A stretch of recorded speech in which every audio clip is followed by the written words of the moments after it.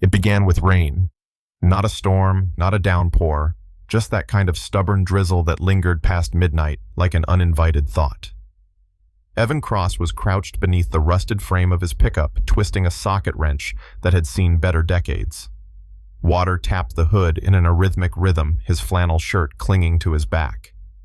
Somewhere nearby, an owl called once, then fell silent.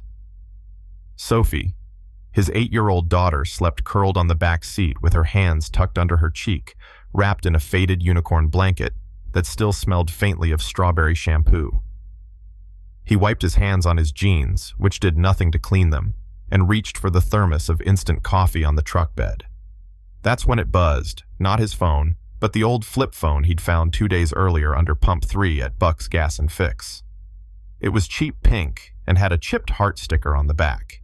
He'd meant to turn it in, but somehow it ended up in the glove compartment, forgotten. Until now, the screen glowed.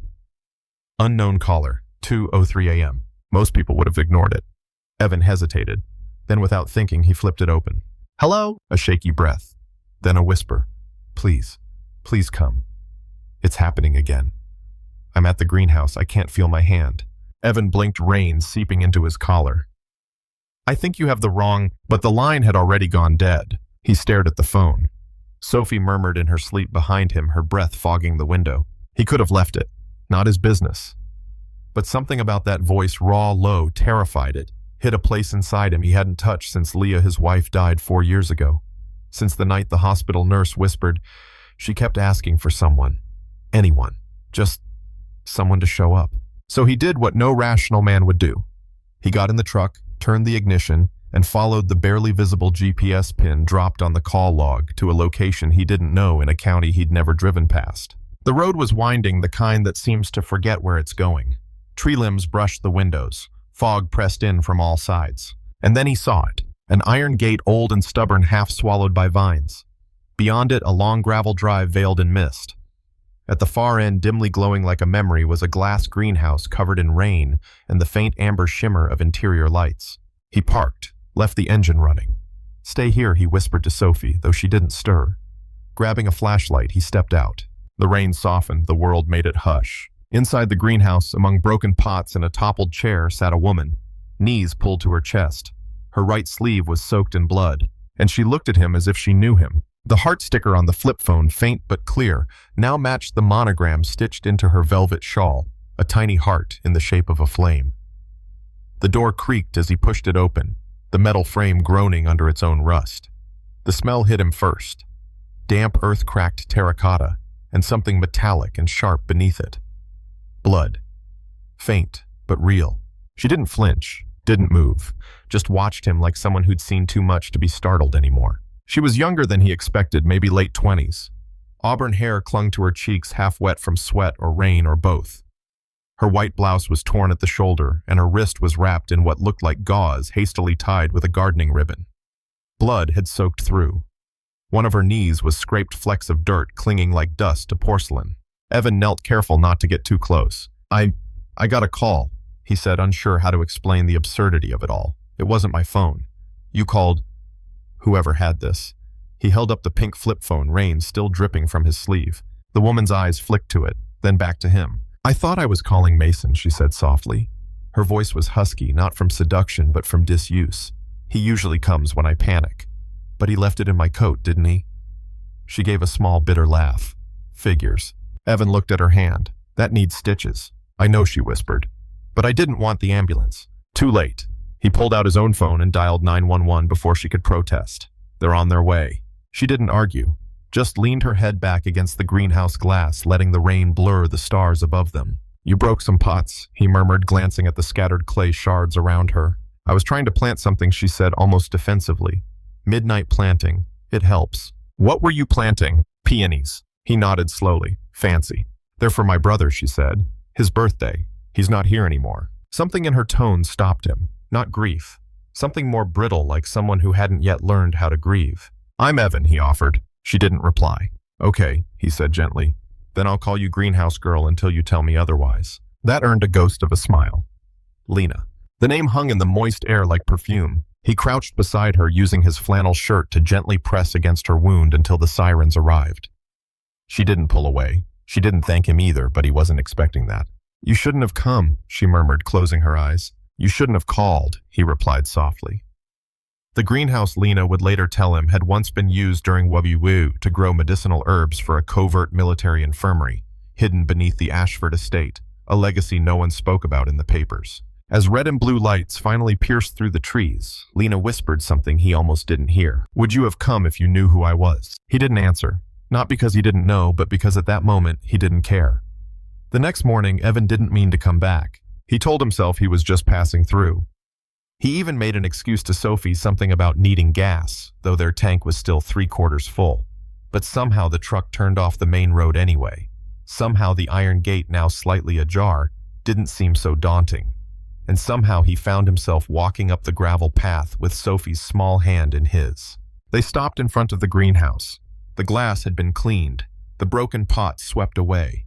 The scent of peat moss and rosemary still lingered in the air. And then the door to the manor opened. Lena stood there, barefoot, holding a steaming teacup with both hands like it was the only thing anchoring her to earth.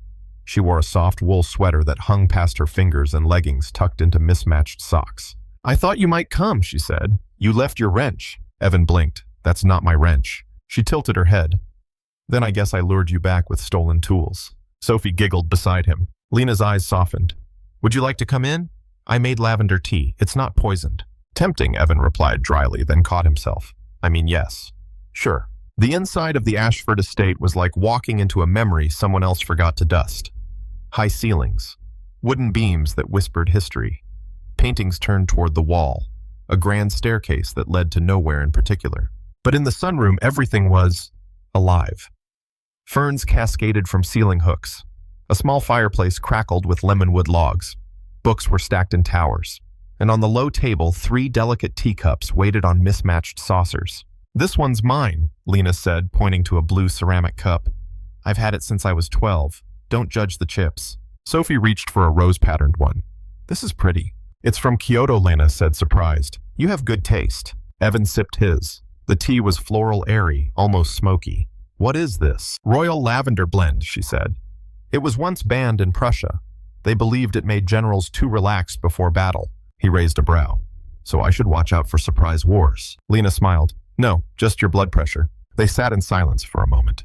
A soft, weightless silence while Sophie read a picture book she pulled from Lena's shelf titled The Clock That Forgot Time. Evan let the heat of the tea fill the space between questions. "You don't have to explain last night," he said finally. "But I want to," Lena replied. "Because you didn't ask." That surprised him. Most people talked because they wanted you to ask, not because you didn't.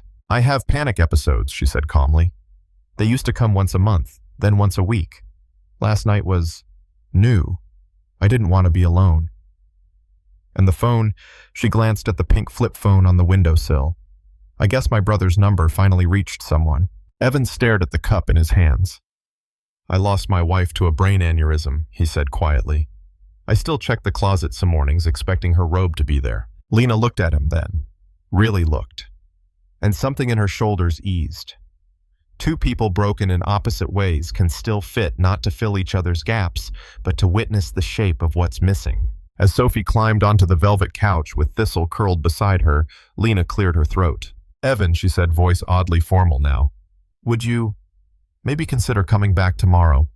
Not for tea. Or maybe for tea.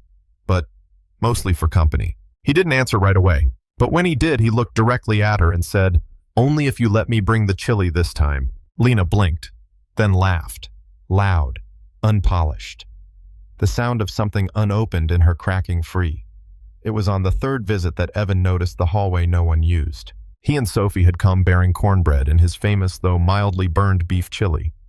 Lena had greeted them in her usual half-smile in a cardigan 2 sizes too big and offered to warm the chili in the Aga stove that looked like it hadn't been touched since the Carter administration. While the pot simmered, she gave Sophie a small bundle of pressed flowers and a handmade map of the estate's garden paths.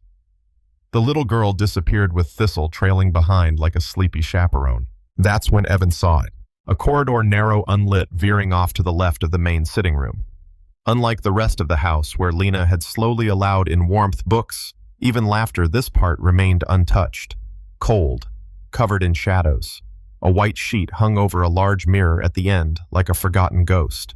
"Does this part lead somewhere?" he asked. Lena froze. Not dramatically, but just enough for him to catch the catch in her breath. She didn't turn to look. "It used to," she said. "Not anymore." He waited. "My brother's studio, and the West Wing. I haven't opened that door in 4 years. Evan didn't press. But he understood the weight of unopened doors. He had one too back home in his garage where Leah's workbench still sat untouched, her handwriting still scribbled on post-its that had faded to beige. "You don't have to," he said gently. "But if you ever do, I'll bring WD-40 in backup." Lena smiled without looking at him. "I'm starting to believe you actually might." The chili was overcooked. Sophie insisted on adding way too much cheese. They sat on the floor of the sunroom on mismatched cushions, eating from chipped bowls and using old wine glasses for orange soda. Thistle jumped on the windowsill and promptly fell asleep. Lena watched Sophie's bright eyes and red-stained mouth with something fragile in her expression. Not envy, not sadness, something quiet or longing. "I always wanted children," she said softly, "but I thought I had time. And then, time got complicated." Evan looked at her. Really looked. The kind of look that asks nothing, just listens. "I don't think I'd be good at it," she added quickly. "I can't even take care of a houseplant without panicking. You made tea for a stranger at 8 a.m. and didn't run when my kid spilled it on a Persian rug," he said. "That's practically a merit badge." She laughed, that breathy, surprised sound he was starting to crave. Hanging on the sunroom wall was a faded painting of a flower that only bloomed at night, the moon-tear blossom. It was believed centuries ago to grow where someone died with an unspoken love. That night, as they left, Sophie reached into her backpack and handed Lena a tiny crumpled drawing of the estate, with hearts scribbled around the greenhouse. "For when you forget what it looks like from the outside," she said. Lena folded it gently. "I won't forget, but thank you for the reminder." As they walked back to the truck, Evan glanced over his shoulder and caught Lena watching them from the steps, holding the drawing to her chest like a message only she could read. And for the first time, she didn't look like someone hiding behind walls. She looked like someone waiting for them to come back. It happened the way most revelations do, quietly, as if the truth had been sitting there the whole time, waiting for someone to notice. They were sitting on the greenhouse steps. It was early evening, and the light had turned golden, brushing everything in gentle honey. The rose bushes, the gravel path, even the chipped edges of Evan's boots. Sophie was inside, helping Thistle organize her toy blocks by color. Lena sat beside Evan, legs tucked under her, holding a mug of warm cider that she hadn't touched in minutes. She'd been staring at the far-off tree line in silence for so long, Evan almost thought she'd drifted away. Then without turning, she spoke. "I haven't left the estate grounds in over 4 years. He didn't respond at first. Not out of shock, just out of respect. Some truths deserve a moment's space. "Not once," he asked gently. She shook her head. "I've been to the greenhouse, the east garden, the carriage path, but the main gate." Her voice softened like a piano key pressed just once. Never crossed it. Evan exhaled slowly. "You afraid of something out there?" She finally looked at him. And in that glance was everything fear, yes, but also guilt, confusion, and something unnameable. "No," she whispered. "I'm afraid of what I left undone, and what's waiting to remind me." Lena's family had owned Ashford Estate for nearly a century. It once housed wounded pilots during the war. Her great-grandmother famously opened the gates during a blackout and fed an entire convoy of injured soldiers using nothing but preserved pears and borrowed rice. "Bravery doesn't run in my blood," Lena said. "It skips." He didn't tell her she was brave. She'd heard that line before, probably from therapists or well-meaning strangers. What he did say was, when Sophie was 3, I had to carry her into a library because I was too anxious to ask for directions. I got lost on purpose for 2 hours." Lena blinked, surprised. "I left her diaper bag on top of the truck that day," he added. "It flew off somewhere between Main Street and Shame." A soft laugh escaped her, more breath than sound. "I guess we're both a little trapped," she murmured. "No," Evan said, finishing the last sip of his cider. "We're both just finding the door." As the light dimmed, the little folded map Sophie had drawn earlier, the one with hearts scribbled around the greenhouse, slipped from Lena's pocket and landed near her foot. She picked it up slowly, unfolding the creases, staring at the crayon lines as if they were coordinates. Later that night, as Evan drove home with Sophie fast asleep in the back seat, he passed the Ashford gates and noticed something strange. The front lanterns, once dead, once dusty, were lit. 2 glowing orbs, soft amber, like the house had exhaled, like someone inside had taken a small, brave step toward out. The generator coughed once, then gave up with a long, pitiful groan, the kind that made even the birds pause. It was a Tuesday, one of those overcast days that never quite commits to rain but keeps the sky sullen and low. Evan was halfway through changing a tire on Mrs. Larkin's ancient Buick when his phone buzzed. A short, clipped message from Lena. "Power's out. Something's humming. Smells like copper. I think the greenhouse is crying." He chuckled despite himself. By the time he arrived, toolbox in one hand and Sophie's rainbow umbrella in the other, she insisted the estate's eastern wing was quiet but not asleep. The silence was electric tense, charged the kind of stillness that comes before a song starts. Lena met him near the shed, holding a flashlight upside down and wearing what could only be described as emergency gardening clothes, oversized cargo pants, mismatched socks, and a paint-stained sweatshirt that said, "I garden, therefore I panic." "I googled generator smoke smell plus mild panic," she offered. "Unhelpful. Let me guess, the internet told you to unplug yourself and restart." "Pretty much." The generator sat like an old dragon beneath a sheet of ivy and dust. Evan crouched low, sleeves pushed up, exposing the faded tattoo on his forearm, a sketch of a compass rose with the initials LC etched along the top. Lena noticed but said nothing. He tapped the fuel line, checked the spark plug, then twisted a valve with the kind of gentleness one reserves for something sacred or barely holding together. "You know," he muttered, "this thing's older than my prom tux. You went to prom. Twice. I was a backup date the second time. She broke up with her boyfriend in the parking lot and I got a pity slow dance." Lena smiled, arms crossed. "That's tragic. It was to Unchained Melody. I peaked emotionally at 16. As Evan worked, Lena mentioned that the estate's generator was a pre-Wubby-Woo backup model built by a now-defunct company that once supplied the British Royal Observatory. Few are still functional, and most are quietly worshipped by niche electricians. When the generator finally sputtered back to life, humming like an old jazz tune with a bad saxophone, the lights in the greenhouse flickered on. A warm amber glow spilled through the glass panes, refracting against the mist. Evan stood wiping his hands on a rag. Lena clapped twice daintily, then stopped herself. "Sorry," she said, "that was weird." "It was endearing," he replied, like a really polite thunderstorm. She looked at him then, not just with gratitude, but with something more focused. Intent. Like she was trying to memorize the shape of him, the smudge of engine grease on his cheek, the way his shoulders curved slightly when he stood tall, the soft patience in his eyes. "You didn't have to come," she said. He shrugged. "You didn't have to text." They stood there for a moment, the generator humming behind them, the greenhouse glowing ahead like a cathedral made of forgotten things. Sophie's drawing, now magnet-pinned on Lena's fridge, had a tiny scribble added that morning, Evan beside the greenhouse, labeled in messy crayon as the fixer. That night, Lena wrote a note she never sent. It said, "I think I trust you," and that's terrifying. She folded it, placed it in a drawer beside her brother's journal, and told herself maybe, just maybe, she'd read it out loud one day. But not yet. It wasn't planned. Most things in Lena's world were carefully mapped, discussed, quietly confirmed by assistants and calendars, and an unspoken hierarchy of permissions. But this was not one of those things. It began with a pot of chili. Evan had made too much. Again.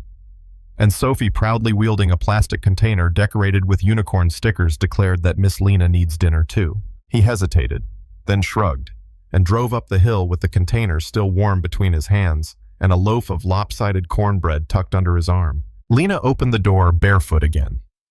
This time she was wearing a soft gray dress that looked like it had once belonged to another decade, flowy, unstructured, elegant in its quietness. Her hair was tied back with a silk ribbon that had begun to fray.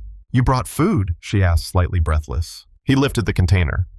"Technically, I brought a public health hazard." She tilted her head, amused. "I was going to eat a microwaved egg." "Then I'm an upgrade." "Slightly." The dining room was vast, formal, untouched. They didn't eat there. Instead, Lena led him to the old music room, a space that had once held recitals and garden parties, now repurposed with string lights and velvet cushions on the floor. A small fireplace crackled nearby. In the center, a low table waited with two mismatched plates, a bottle of sparkling apple cider, and a vase of wild thyme. "You set the table," Evan said, surprised. She flushed a little. "I like rituals, even when no one's watching." They sat. They ate. The chili was too spicy, and Evan pretended not to notice. Lena took a second helping and didn't pretend at all. They laughed at nothing in particular. They talked about constellations, favorite spoons, and the ridiculousness of velvet-lined dresser drawers. At one point, Lena glanced up and said quietly, "Do you know you're the first person I've had dinner with? Just dinner in over 3 years?" Evan paused spoon midair. "No pressure," she added quickly. "Just a fact." He put the spoon down. "Then I feel honored and slightly terrified." "You get used to it," she said, smiling. Lena told him the Ashfords once hosted a royal botanist in that very room, a man obsessed with moss. He had spent 3 months cataloging micro-ecosystems on their estate, and once declared a patch of stone near the greenhouse the most emotionally intelligent lichen he'd ever met. "I've never forgotten that," she said. "A man who loved something no one else saw." They didn't talk about the past that night. Not his, not hers. But as Evan leaned back on his elbows, eyes half-lidded, watching the flames flicker in the fireplace, Lena studied his profile and whispered almost to herself, "You're not what I expected." He turned to her. "Is that good or bad?" "I haven't decided yet," she said. "But you make the house feel less like it's waiting for something terrible." Evan looked around. The string lights, the warm plates, the half-empty cider bottle. "It feels lived in," he said, like someone exhaled. Earlier that afternoon, Sophie had added another crayon note to the fridge drawing. This one showed a tiny table with 3 hearts above it labeled dinner night. When he stood to leave, Lena walked him to the door. She hesitated, then asked carefully, quietly, "Would it be too strange if I said I didn't want you to go just yet?" Evan smiled. "I'd say we're well past strange by now." She didn't say anything after that, but she didn't close the door right away either. She stood in the frame watching him walk back to his truck, and long after the taillights faded, the door remained open, letting in the cool air of a house no longer afraid of being filled. The past doesn't creak like a haunted floorboard. It lingers in polished wood in names engraved in silver, in the way silence stretches a little longer in rooms meant for grander things. It was raining the day Lena let him see the West Wing. Not the torrential kind, but a steady curtain of mist that softened the hedges, blurred the treetops, and made even time feel like it moved slower.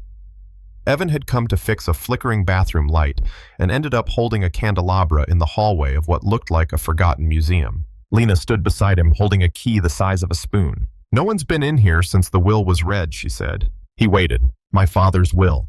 It came with instructions. Who gets what? What doors should remain closed? What names must not be spoken? And you followed it." She hesitated. "I did, until now." The door groaned open, revealing a suite of rooms wrapped in dust covers with long dormant chandeliers and cabinets filled with brittle books and unopened letters. A portrait of a young man, sharp cheekbones, dark green eyes hung over the fireplace. "My brother Aiden," she said softly. "He was the golden one, the one everyone bet on." Evan studied the portrait. "You look like him." Lena shook her head. "I was the spare, the quiet one. He was the heir, the strategist, the Ashford everyone remembered." She walked to the mantel, brushing away a thin layer of dust. "He died 4 years ago. Car accident. Late night. Wet road. And after that," Evan began, "I inherited everything she said, and I didn't want any of it." The Ashford fortune, Lena explained, came from railway contracts and war bonds. But behind the grandeur was a web of silence. Secrets, buyouts, scandals swept neatly under antique rugs.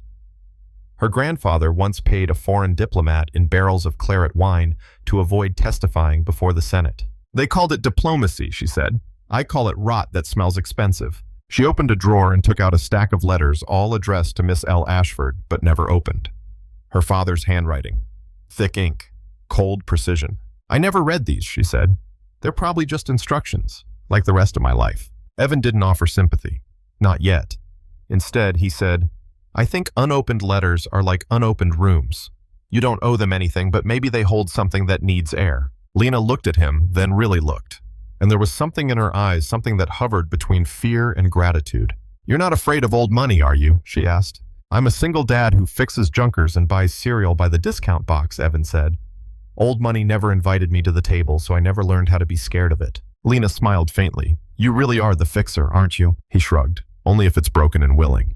That night, Lena lit a fire in the West Wing for the first time in years.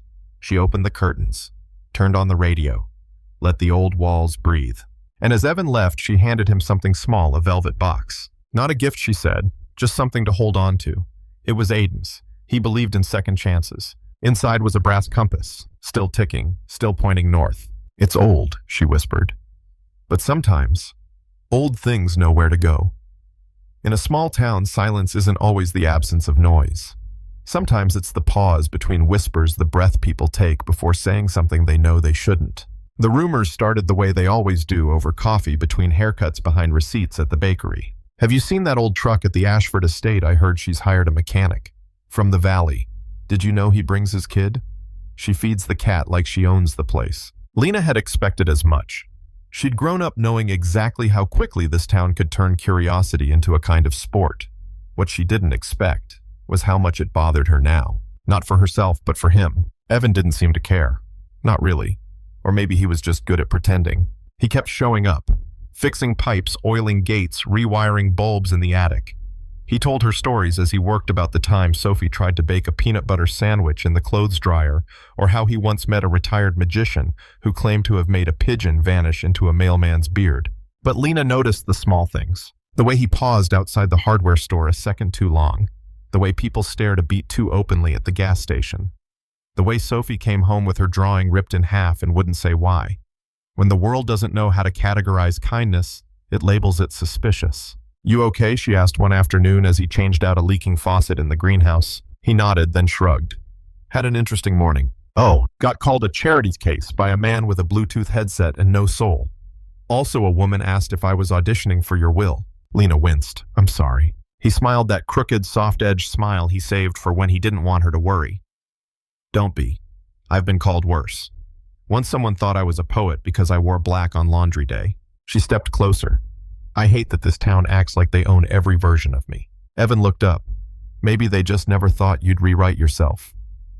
Later that evening, Lena told Evan about an old Ashford tradition, a winter solstice dinner where the family would open their gates to townsfolk. It was stopped decades ago after a scandal involving a misplaced sapphire and an uninvited pastor's wife. I used to dream of bringing it back, she said, not to prove anything, just to feel less like a ghost in my own land. That night, Sophie asked if she could draw something just for Miss Lena. Evan nodded. She sat at the table, tongue sticking out in concentration, and began to draw. When she was done, she held it up proudly. A stick figure version of Evan. A swirly-haired Lena. Thistle curled between them. And at the bottom, in shaky crayon letters, "We stay." The compass Evan kept in his pocket. Aiden's old one had started ticking audibly again. A faint click with every step, as if nudging him towards something he hadn't yet admitted aloud. As Lena placed Sophie's drawing on the mantel that evening, she looked out the tall window toward the road below. She didn't care about the town anymore. Not their whispers, not their rules. Because some stories are only ever meant to be written by the people brave enough to stay. The storm came without warning. Not the polite kind that arrives with distant thunder and a nod from the forecast, but sudden cracking alive. A wall of wind swept in from the hills, bending trees like dancers mid-bow. Rain fell sideways. The estate's shutters groaned. Glass trembled. Evan had planned to stay home that night. Sophie had a school project due, something involving glitter pasta shells and a suspicious amount of hot glue. But then Lena called. Just one word, help. When he arrived, the power was already flickering. The estate's west wing, the one they'd only recently reopened, had taken the brunt of the storm. A branch had snapped clean through a second-story window, and somewhere inside, water had begun to creep down the wallpaper like veins under translucent skin. I tried to stop it, Lena said, breathless. She was soaked, her hair sticking to her cheeks, her arms trembling. It started sparking. I smelled smoke. Evan didn't hesitate. He bolted upstairs, flashlight in one hand, toolbox in the other. He moved fast muscle memory from years of odd jobs and quick saves following the scent of wet plaster and singed wiring. And then he saw it. A small fire had started near the corner of the library, contained but furious. Sparks leapt from an old heater. The drapes were already curling with heat. On the wall above it all was a portrait. Lena's mother. He didn't think. He tore the portrait down first, shielding it with his jacket, and stomped out the fire with the urgency of someone who knew what it meant to lose what couldn't be replaced. Later, when the room had cooled and the smoke thinned to a metallic haze, he stood there coughing, sweating, still holding the painting. Lena stared at him, drenched and stunned. You saved her, she whispered. I saved paint and canvas, he replied hoarsely. No, she said, her voice shaking. You saved her. In the journal she once showed Evan, Aiden had written about that portrait, how their mother had it commissioned during the last months of her illness. She said, I want my daughter to remember me smiling, not fading. The original sketch had been done in this very room. They sat on the stairs afterward, both soaked, both silent. The generator buzzed back to life. Somewhere downstairs, Thistle yowled indignantly at the wind. Lena reached for Evan's hand. He let her. I don't think I could have done this alone, she murmured. He squeezed her fingers gently. You didn't have to. There was no grand declaration, no cinematic kiss, just warmth, presence, a shared breath in the aftermath of fear. And sometimes that's louder than fireworks. That night, as Evan placed the portrait safely on a towel to dry, the compass in his pocket ticked once, then stopped. It wasn't broken, just still, like it had reached a place it recognized. Outside, the storm began to drift away. The rain softened, the wind calmed. But inside the house, something had changed. Not everything had been destroyed. Some things, against all odds, had been saved. Morning came slowly, not with sun, but with a soft silver light that filtered through the mist like breath on glass. The estate was quiet, quieter than usual even. The kind of hush that follows a storm where everything is still standing, but nothing feels quite the same. Evan sat on the back porch sipping coffee from a chipped mug Sophie had decorated with crooked stars. His boots were drying by the kitchen door, his shirt still smelled faintly of smoke, and on his lap lay the compass, Aiden's unmoving but warm. Behind him, the screen door creaked. Lena stepped out barefoot, arms crossed over an oversized cardigan, her hair loosely braided down one shoulder. She looked like she hadn't slept, or maybe like she'd finally slept. I made you tea, she said. I made you coffee, he replied, lifting the mug. She smiled. We're learning. They sat in silence for a while, their knees nearly touching, their words folded between them like linens waiting to be unpacked. Then, with a quietness that felt rehearsed in her heart, Lena spoke. I want to offer you something. Evan glanced at her. Is this about the chili again? Because I swear I didn't. I'm serious. He sat up. I want you to stay, she said. Here, on the estate, officially. He blinked. You mean, like a job? I mean a life, she said, her voice low but steady. A home. A place. I want to give you the tools, the freedom, all of it. You'd be the head of estate maintenance, yes. But more than that, you'd be part of what this place becomes. Lena unfolded an old map, a hand-drawn plan for the estate that Aiden had once sketched, complete with labeled gardens, solar panels, and space for a schoolhouse. He wanted to turn this place into something useful, she said. Not just legacy, not just a name. Evan stared at the map, then at her. I don't belong here, he said quietly. I'm a guy who duct tapes wrenches and uses soup cans as pen holders. Lena's voice didn't waver. And yet, you're the only one who made this place feel alive again. He exhaled. You really think I could fit in your world? She looked down, fiddled with the edge of the cardigan sleeve. I don't want you to fit into it. I want us to build a new one. On the mantel behind them sat Sophie's crayon drawing, now laminated, framed. We stay. It still said in shaky, determined letters. Lena had added one more heart in the corner. Small, faint, but there. Just then a sleek black car pulled up near the gate. Lena's expression darkened. That's Russell, she said, one of the board members. He's been watching. Watching what? You, me, this. The door of the car opened and a man stepped out, tailored suit, eyes like cold steel. He didn't wave. He thinks I'm compromising the brand, Lena said. That I'm letting my emotions get in the way. And are you? Evan asked, steady. She met his gaze. Yes, for the first time in my life. The unspoken truth lingered. Accepting her offer would mean stepping into a spotlight. He never asked for one that could cost him privacy, dignity, maybe even peace. But walking away, that would cost him her. As the board member walked toward the house, Lena placed a hand gently over Evan's. You don't have to say yes now, she said. Just don't say no because you're scared. He looked down at their hands, then out at the path that led back to the road, then back at her. And something in his face, a flicker of hesitation followed by a breath of quiet resolve, said that a decision was already forming. Not because of a job, not because of the estate, but because sometimes you don't turn your back on the first place that made you feel wanted. The goodbye wasn't loud. There were no slammed doors, no accusations, no final confessions whispered in doorways or shouted across rooms filled with tension. Just quiet. The kind of quiet that follows a choice made by someone who never wanted to leave but didn't know how to stay. Evan packed in under 15 minutes. 2 flannels, a half-used notebook, Sophie's glittered pencil case, and the compass still ticking faint and rhythmic like a reluctant heartbeat. He didn't touch the jacket that still smelled like smoke from the night he saved the portrait. He folded it gently and placed it in the passenger seat. Sophie, confused but obedient, climbed into the truck with her stuffed rabbit clutched tight. Are we not going back to Miss Lena's? She asked, voice small. Evan swallowed. Not today, honey. But we live there now. He didn't respond. Not because he didn't want to, but because nothing he said would be enough. Lena didn't chase him. She watched from the upstairs window, arms wrapped around herself like armor. The board had left. Russell had said something condescending about cleaning house, and she'd smiled like glass cracking under heat. When she heard the engine start, she didn't move. But her fingers tightened around something small in her hand, Sophie's last drawing. A new one. Crumpled, tear-streaked. 2 stick figures standing apart, a dotted line between them. Above it, scrawled in shaky letters, "Come back when the line disappears." The crayon map Sophie had once drawn with hearts circling the greenhouse was still pinned to the fridge.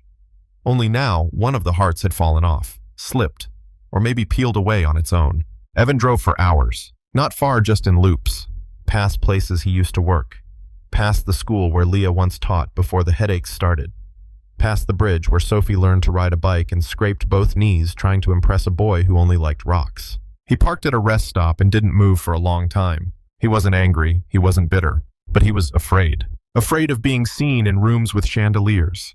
Afraid of needing more than he could return. Afraid that if he said yes, he'd lose himself in someone else's story. And then from the glove box, a folded piece of paper fluttered out. A blue envelope, no name. Just the Ashford family crest, faint, barely visible. Inside, a letter. If you're reading this, then you've probably inherited a house too large, a silence too heavy, and a fortune too loud. And you're probably wondering if it's worth it. All of it.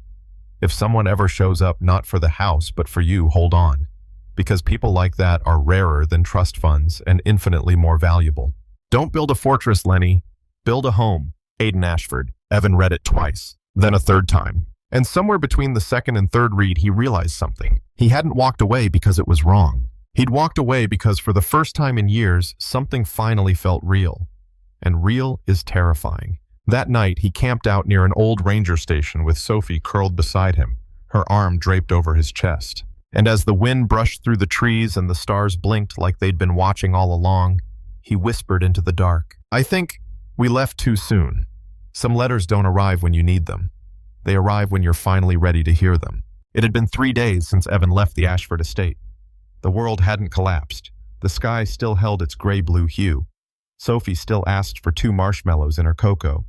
But something in him had shifted, like a door he'd closed was now leaning open again, waiting for a breeze. And then the envelope appeared, blue, unmarked, slipped between the local paper and a grocery flyer at the motel's front desk.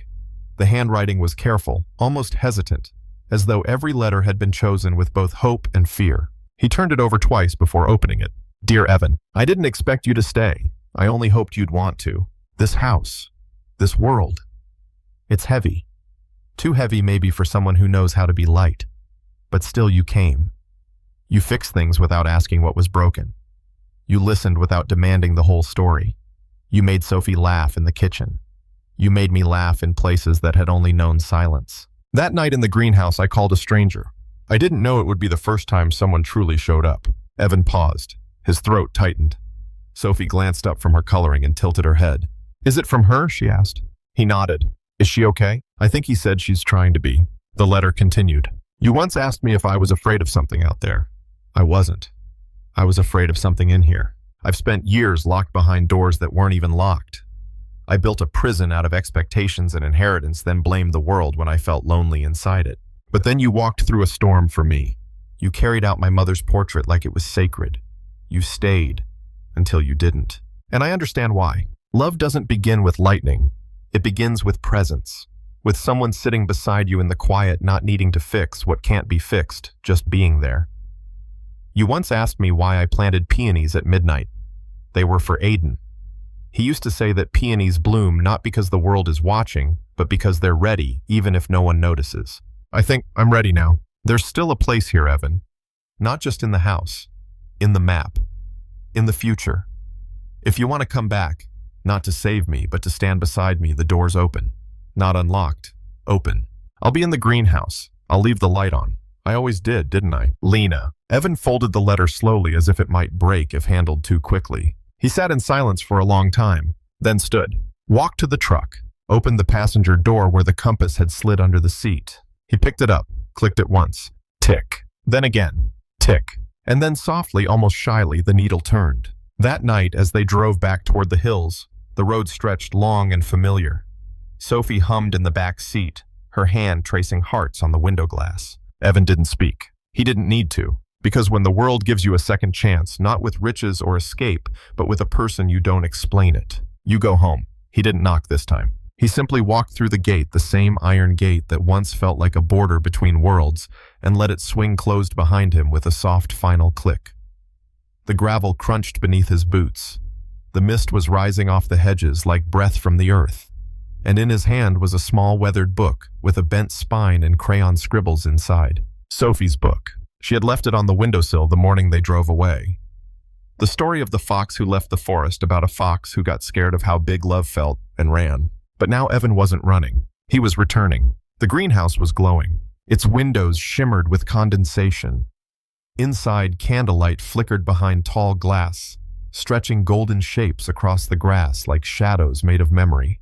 Lena stood in the center, a single string of lights wrapped around a rusted beam above her. She was wearing a dark green dress, not fancy, just soft, like something she might have worn years ago when she still believed in invitations without expectations. She didn't look surprised. She didn't even blink. "You forgot your book," he said, holding it up like it was the only excuse he could manage. "I didn't," she replied, stepping forward. "I left it for you." He handed it to her. She turned to the back page where Sophie had drawn the fox standing at the edge of a road heart in its paw. Beneath it, in crooked letters, "Come back when you're not scared anymore." They stood there, two people in the quiet space between fear and forgiveness. "Why now?" Lena asked. "Because I realized," Evan said slowly, "I was never afraid of you. I was afraid that what I felt with you might actually be real." She smiled gently, but her eyes were already brimming. "Is that a bad thing?" she whispered. "No," he said. "But it means I don't get to hide behind being the outsider anymore. If I stay as me. All in. No fix-its, no running." She nodded. "Good. Because I don't need you to fix me. I never thought you were broken." And with those words, she stepped into him. Not rushed, not hesitant, but like someone who had already rehearsed this in every corner of her heart. Outside, the storm-thrashed magnolia tree had begun to bloom again, tiny white petals peeking from blackened branches, as if nature itself had decided to start over. They sat together on the greenhouse bench. No grand declarations, no ticking clocks, just the warmth of her shoulder resting against his, the slow rise and fall of breath shared between two people who knew how hard it was to be soft again. Thistle padded in, circled their feet twice, then leapt up onto Lena's lap like nothing had changed, like they hadn't missed a beat. And maybe they hadn't.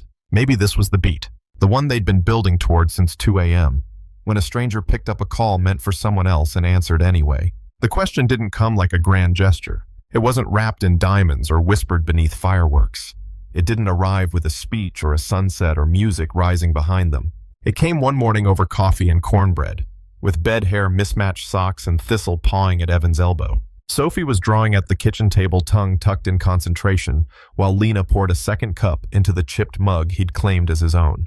The same mug she once offered him as a guest. "Not anymore." "Evan," she said softly, not looking up. "Do you want to stay? Not just for now, but for good." He didn't answer right away. Instead, he looked around. At the kitchen windows he'd resealed last week. At the path Sophie had carved through the overgrown garden, her fairy shortcut. At Lena, who stood there in a sweater 3 sizes too big, holding her breath like she already knew the answer but still needed to hear it out loud. And then he smiled. That slow, lopsided, soul-worn smile that only meant one thing. "Yes," he said. "I already have."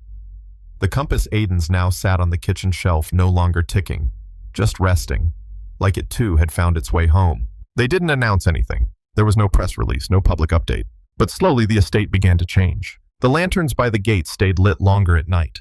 A new path was cleared behind the greenhouse, lined with wild peonies and tiny hand-painted signs by Sophie. A small wooden plaque appeared on the front porch, hand-carved, imperfect, beautiful, Ashford House, for the ones who stayed. Sometimes life changes on purpose. Other times it changes quietly because someone answered a phone they weren't meant to pick up, because someone showed up anyway, because someone stayed. Evan didn't become a different man.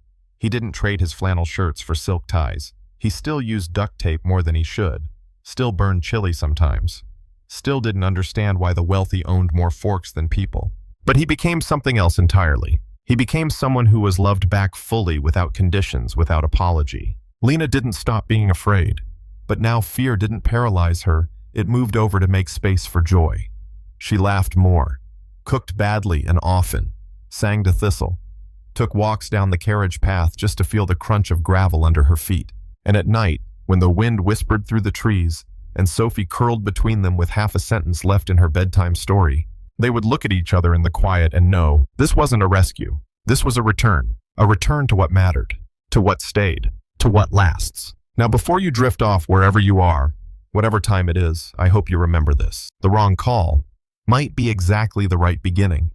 And when someone opens a door, sometimes the bravest thing you can do is walk through it. Good night, and thank you for staying.